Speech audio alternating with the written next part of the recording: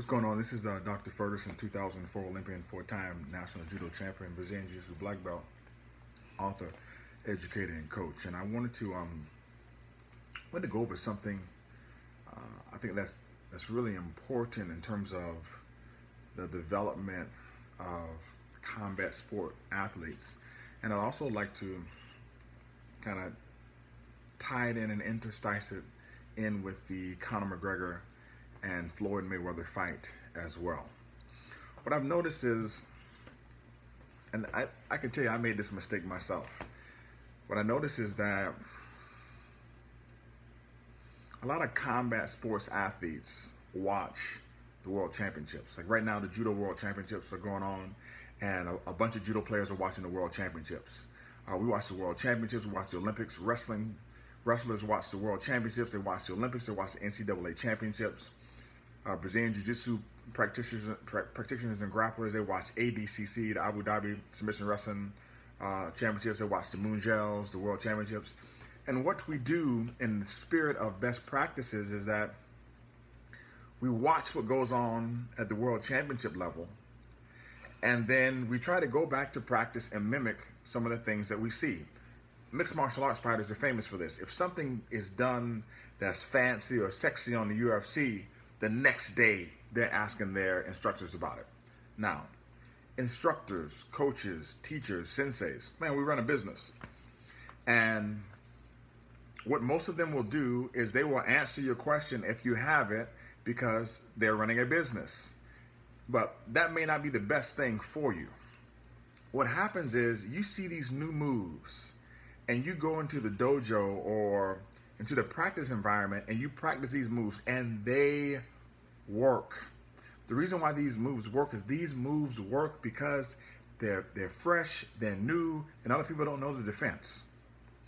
The problem is that when you get involved in this type of game in terms of setting up your own curriculum or your own development, you miss a lot of the developmental tentacles that need to be created so that when you get more advanced, those tentacles can attach to other information. Case in point, when you're boxing, you learn the jab. The first thing that you learn is the jab. The jab is boring. You have to learn the jab. You learn the jab. You learn a stiff jab. You learn a flick jab. You learn a high-low jab. You learn how to jab to the abs. You learn a double jab. You learn a triple jab. You learn a jab, step off, jab. You learn a jab, fade, jab. You learn a jab, slip, jab. You learn all these types of jabs. And then you learn different styles of jabs, how the Europeans throw their jabs. And then how to jab and come with your abs and make the jab a little bit harder. But you learn all of these things about the jab and how to hide your chin behind the jab. But if you see something fancy, uppercut, left hook, or overhand right, and you start learning that, later on in your development in boxing, somebody will try to show you a combination, and when they try to show you the combination, it's like, oh man, it's not working because of your jab. So the gateway to your improvement usually ends up being something at the basic level that you did not get. Case in point, any engineer can tell you, when you're solving an engineering problem in the classroom, the thing that messes up your problem is not all the calculus and all that other stuff. It is usually a basic math issue. Maybe you put a negative sign where a negative sign didn't go. You were adding or subtracting or made a mistake somewhere in that process that caused the answer to be wrong. But it didn't have anything to do with the statics or the dynamics, your understanding of physics or any of those particular things. It had to do basically with a misunderstanding of basic mathematics. And this is what happens, and this is what thwarts the development of many grapplers and many combat sport athletes. Nobody wants to be preached to about the basics. Now that I'm an older grappler, that's all I really want to talk about. I have people come in from everywhere, black belts, brown belts, purple belts, and I'm not the greatest. All right, I am not an IBJJF level practitioner or player, a world champion, world medalist, or somebody at the purple belt level, if they come into my dojo and roll with me, I'm going to take an ass beating, okay? That's just what it is. I'm old. My chest is sagging down. It's over for me, okay? I have no more desire to be that guy anymore. I'm a dad with 2 kids. I run a business, and I got plenty of money in the bank account, and I thank God for it, all right? But here's what I do know. Most individuals who come in my place, they struggle with me. They're rolling all around their head and backwards and throwing the thing around and lasso and underneath and back forward. I said, what the hell are you doing, man? I grab the pants, push it to the side, put my knee in the hip, and I pass, and the thing is over. I said, well, how do you do that? I said, what do you mean, how do I do that? It's the basic control the pants and pass. Here is where I have a huge problem with learning leg locks and ankle locks early. Brazilian Jiu-Jitsu in and of itself has its own skill set. The Brazilian Jiu-Jitsu skill set is that of the guard. The Judo skill set is that of throwing. The wrestling skill set is that of having good posture, good base, doubles, singles, high crotch. Every art has a skill set. If you call yourself a Brazilian Jiu-Jitsu practitioner, you must make sure that your people have a severely wonderful understanding of the guard. If you teach foot locks and leg locks and ankle locks too early, you thwart guard development. And then what happens is some of those developmental tentacles that these people need to have in terms of control in order to learn and move further on down the line, they don't have it available because they were so afraid to go to their backing class because somebody was sitting back on their ankle at the white belt and blue belt level. What you do and what my students realize is that my white belts and blue belts, I max out their defense in terms of their upper body, in terms of their limbs, to the point where I told them, I said, your defense is so good now with your upper body. Now let's start adding in the leg locks. And then the leg locks becomes something new for them. But they are so good at defense on the top part because that is all they were focusing on for a period of time. Now when those submissions are no longer available, then we start dipping our way into the lower extremities.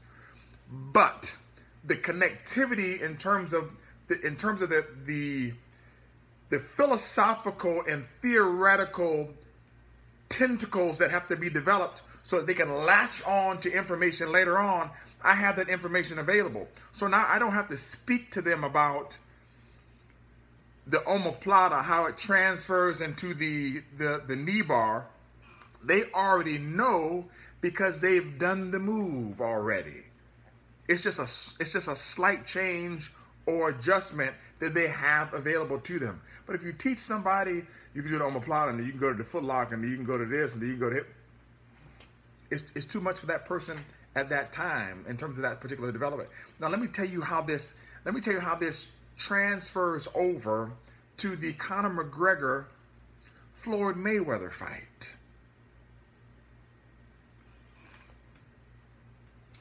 Many of you have said, and I've read online, and many people have written, they said Conor McGregor had enough time to get in shape for this fight. He could have been in better shape. It's impossible for Conor McGregor to be in shape for a 12-round bout at that particular level, even with Mayweather carrying him in the bout. It's because people don't understand Mayweather's ability to fight for 12 rounds at a pace at which Conor can't fight has nothing to do with a 6-week or 12-week camp.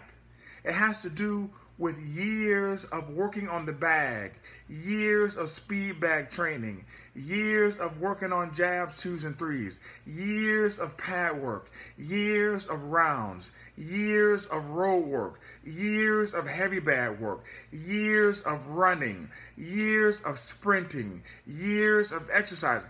And those years of doing that work, creating that physiological vat that he can go into in order to access his his metabolic currency, it is so vast and wide that Conor McGregor doesn't have it. He doesn't even have it in order to practice. So the skills that Conor McGregor would need to practice in training when you get fatigued, he cannot do because he doesn't have access to that level of training. There's no access available. He has not dipped into his boxing or training experiences enough to even have the type of practices that will prepare him for that level of fatigue in said event. These are the things that your judo coaches try to tell you when you're tired of doing Osoto Gari. It's like, what do you mean you're tired of doing Osoto? Like, you have to have an Osoto Gari if you're going to have an Uchimata, if you're going to have a Tao Toshi, if you're going to have an Ouchi, because the Osoto, in many respects, like the Kouchi Gari, is the jab of judo. If you don't have a quality Osoto, and you don't know how to do Osoto from a right-left and a right-right situation, how to set up the Osoto, how to fake the Osoto, how to feint the Osoto, how to step out and do Osoto, if you don't understand Osoto with all of the richness that it has, I'm sorry, I had a problem there. Like, if you don't understand Osoto with all of the richness that it has and what it provides, your judo is thwarted. It's stopped.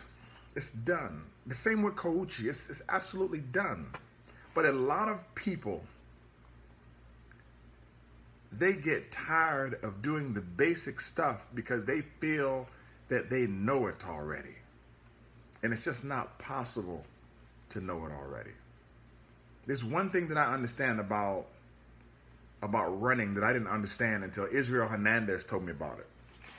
You know, you go through school, you do your classes, and you get your CSCS, Certified Strength and Conditioning Specialist, your USA Weightlifting Performance, and you think you got it going on, and you read all your research, and everybody tells you need to do the high intensity training because the high intensity training is where it's at, and you don't need to do any long, slow distance training because the long, slow distance. And then you read more. And then you start reading more about the human spirit. And then you start reading more about spiritual development. And then you start talking with world-class athletes. I remember when I had a conversation with Jimmy Pedro. Jimmy Pedro said, I ran every day. Every day. And I talked with Israel Hernandez, and Israel Hernandez said, you have to go 5, 6, 7, 8, 9, 10 miles. I said, 10 miles? I shut my mouth. I said, 10, in my mind, 10 miles? What the hell you need to do 10 miles for you? He said, you have to go that long so that you get to the point where you no longer are thinking about running, and you get to the point where the pain actually subsides and goes away, so that the run is no longer a physical run, it becomes a spiritual run. Because he spoke to me about, he was like, man, in the Olympics, there's a time when you get so tired and you get so worn down and you get so worn out that you just don't feel like you can go anymore. He said, but the other person feels like that too. And he said, it no longer becomes a war of technique. I remember he said, you can take your technique, and he said, you can stick it up your culo, is what he said. He says, because there's a point where the technique doesn't matter anymore at the world-class level. He says, man, it becomes a battle of the spirit. And he said, if you haven't tested your spirit in practice and in your training sessions, he said, there's no way you can make it. And I try to make sure that I put that into my curriculum at this particular time. I try to make sure that not only do I train the three main domains of the cognitive, the affective, and the psychomotor, okay? I want my athletes to be thinkers. I want them to have compassion. I want them to feel in terms of the training. I want them to enjoy the judo. On the psychomotor side, I want them to move well. I want them to have good balance, kinesthetic well, all that. But then there's a spiritual side that has to be developed. in terms of the development of the human spirit that only gets tapped into after hours of training, hours of repetition. Not 2 out of 3, 4, 5, 6. 6 hours of the same move over and over and over and over again, to the point where now you go to thinking about the move. You no longer have to think about the move, and you start thinking about applying the move in competition, and then you start thinking about how tired your body parts are, and then you start thinking about how something feels like it's going to cramp, and then you go through all these stages, and then you stop thinking, and you just get to the point where you just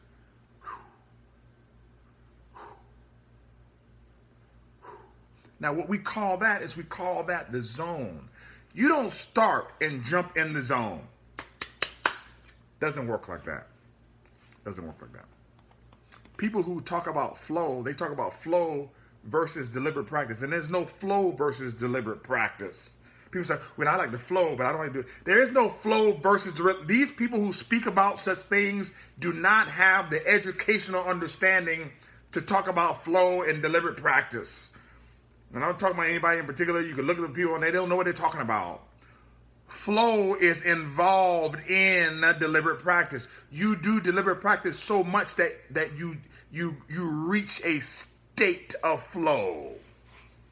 But most people don't want to get to that level because they stop. They quit before they get there. As a combat sports athlete, the discipline that you have to invoke is the discipline of staying disciplined. Listen to what I'm telling you. The discipline of staying disciplined. Discipline is difficult, but then there's a discipline of staying disciplined. You want to do something new and fancy? By all means, I'll show you. It's your career. You do what you want with it. Hey, Dr. Ferguson, can you show me so-and-so? No problem, buddy. Show you right now.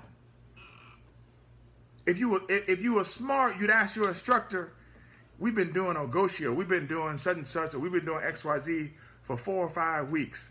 Can you show me an offshoot or exactly some of the things that I might be missing with this particular technique so I can apply it? That's what you should do. But no, you want to learn leg lock. You want to learn heel hook. You want to learn, I don't know what you want to learn Barambolo. You want to learn all these things. When's the last time you went to your instructor and asked you, can you clean up my elbow escape or my shrimp technique? No, because you think it's perfect. It can't be. It cannot be. As a wrestler, you wrestle. You wrestle through high school. You do all this wrestling, and then you go to you pay this money and you go to these intensive wrestling camps. And what do? The whole camp. They do singles, doubles, and high crotches, and that's it. And if you were smart, that's what you'd be doing too in practice. Single, doubles, and high crotch. That's it. Double wrist, cradle. That's it. Don't worry about or run legs. What? That's it. But man, you get involved in all this fancy stuff, and you see what are you doing?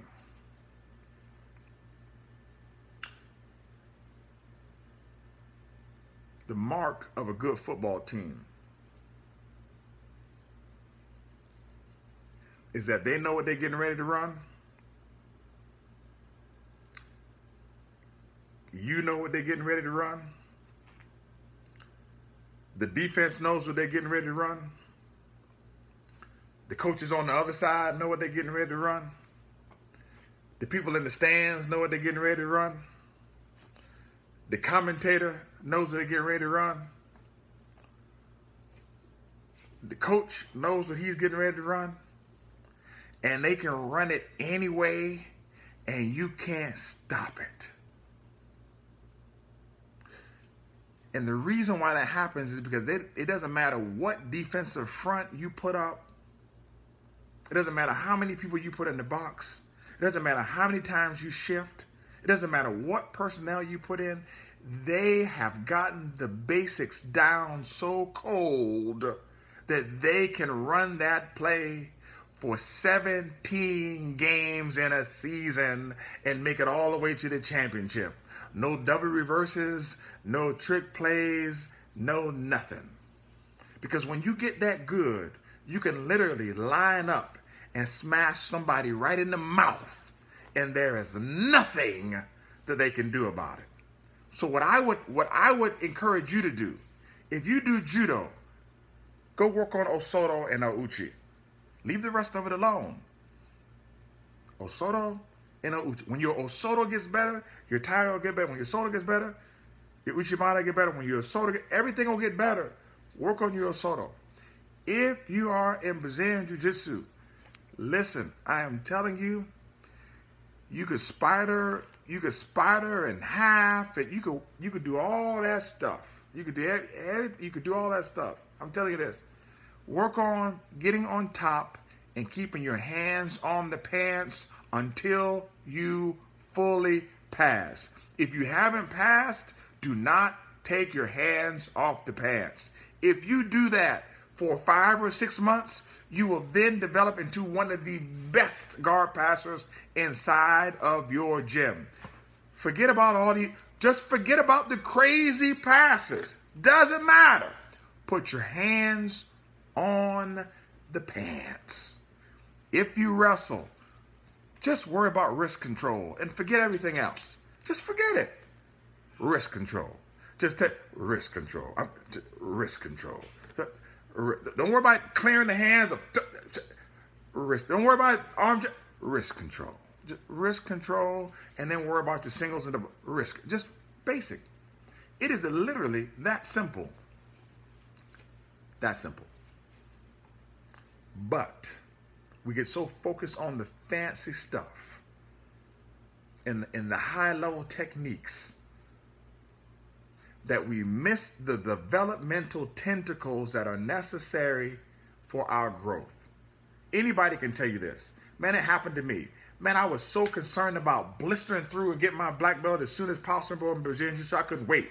Yeah, I'm gonna go get my black belt. I got my black belt. I found out I didn't know nothing. I didn't know anything. I literally had to go back to the beginning and start all over. Because the game that I developed as a young person to get my black belt, I no longer had that game anymore. I had a 28, 29, 30-year-old game. I couldn't. The stuff that I was doing, I can't do that stuff now. Jumping and moving and flipping off. I can't do that. I can't do that. I couldn't do any of that stuff. The knowledge, all the stuff that I learned, I didn't learn it the right way because I jumped past steps. My athleticism allowed me to jump past some steps. I will fully admit it. Great thing about it is I was not afraid to take my licks from blue belts and purple belts as a black belt and go back and pick up the information that I needed. And I'm not going to let my students or people who are around me walk around with this conflated information thinking that it's the truth. Now here's the problem as I close. Here's the problem.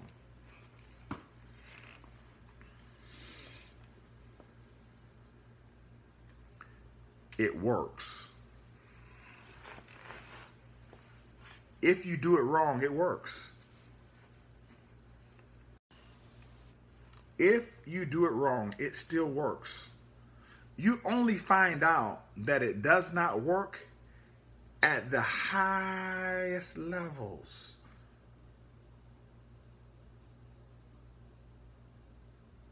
So that means, let me go back to my BJJ gi no gi people. All right. You can practice BJJ early, and you can say I'm gonna do gi and I'm gonna do no gi, and I'm gonna do gi and I'm gonna go practice my no gi and my gi all together. I'm gonna practice no gi and gi all together, and you can become a decent grappler, and you'll think you're good because all the people in your pool, okay, that's called a convenient sample. All the people in your pool, all the people you talk to, all the people you hang around with, all the people you roll with, all those people will agree with you. And then you will run into a person like me who will tell you, listen here, son, I'm telling you, you need to keep the gi on for X amount of years and then pull it off when you're ready, and then you'll see the development or the developmental tentacles that you will have to create a better no-gi game. You'll argue back and forth with this person, MMA, I'll tell you, but listen, I'm not going to argue with you. I'm 43 years old, or I'm not arguing with you. I know what I'm talking about. You are arguing with a guy who went to the Olympics, fought in the Abu Dhabi Submission Wrestling World Championship, and fought in the Mundials. You can't find anybody like that on the planet. You could try if you like, but I don't think there's anybody else like that on the planet. But I'm not going to argue with you, okay? I got technical problems over here. But yeah, I'm not going to argue with you about that particular thing. I'm just not going to do it. But you won't understand how you're thwarting your development until later on down the line. But then what you'll tell yourself is like, you know, I like gi more than I like no gi, or I like no gi more than I like gi, and I don't like that. And you'll create these arguments. Well, you know, and I don't know what's going on with my internet. Hey, but you'll start creating these situations. You're talking about, well, you know, in a real life situation, the gi is not as effective. Listen, don't. We're talking about thinking here. We're talking about developing you into a better thinker. That's what we're talking about. We're talking about that there's more movement options and iterations in the gi than there are without the gi. So that's what we're talking. We're not talking about fighting. Everything is not about fight. Everything is not about a fight. Everything is not about how well you can fight. Listen, I tell people this all the time. Brazilian Jiu-Jitsu is Brazilian Jiu-Jitsu is a gi-based art. There's no such thing as no-gi Jiu-Jitsu, just like there's no such thing as no-gi Judo. Brazilian Jiu-Jitsu is a gi-based art. Judo is a gi-based art. When you take off the gi, you apply the principles and theories of Judo or Jiu-Jitsu to a new environment. That's what makes you, that's what allows you to say that you are still doing the Judo. Like when I go to a business meeting, I'm doing no-gi Judo. I sit across from the meeting, there's a proposal, we iron out the proposal. I try to off-balance my opponent in order to score ippon and get the things that I want from the situation. That's still no-gi Judo. But it's Judo. You learn the leverage points, you learn the off-back, you learn the same things in Brazilian Jiu-Jitsu. But so many people want to change the thing from what it is. Don't change it from what it is. Put the gi on. Train in the gi.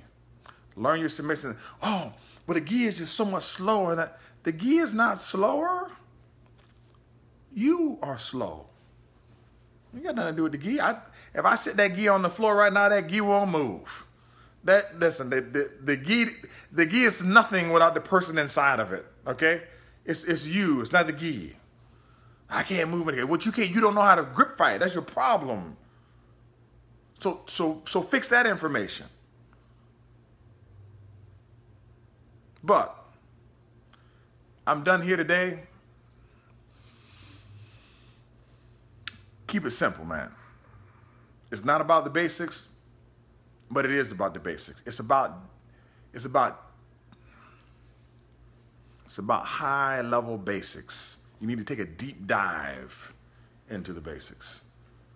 You need to take a deep dive into the basics. Like people ask me all the time how I can have these 6, 7, and 8 hour seminars on deliberate practice, and then when they leave, they're just amazed at how much they learned on a thing that they thought they knew already. There's a guy by the name of Juan Ariano. He lives in Brevard County in Florida. He did a scissor sweep seminar with me, 8-hour seminar. He did a seminar with me once, and then came back and did the seminar again. And he's like, quite honestly, I didn't think I was going to learn anything the second time. He said, I couldn't believe how much more I learned the second time than I learned the first time. I said, man, he has to be the first person that I've had outside of my son who took the seminar twice, took one of my deliberate practice seminars. People don't really understand how much you actually learn when you do it twice, or how much you learn in 8 or 12 hours. Think about how many times you practice a week. Most people practice 2 times a week for 2 hours. 2, 4, 6, 8, 10, 12, 14, 16. 16 hours a month. 16 hours a month. When I do a 2-day seminar, you can get a month's worth of training without all the crazy exercise, just straight instruction in 2 days. You can actually fast forward a month when you get back to the dojo. And people do. And they start tapping people. It just happens. Stick with the basics. Don't try to rush or do the newest and fanciest thing that you saw at the World Championships or on UFC. It doesn't work like that. Be disciplined enough to stay disciplined. Take care, man. This is Dr. Ferguson. Have a super fantastic day.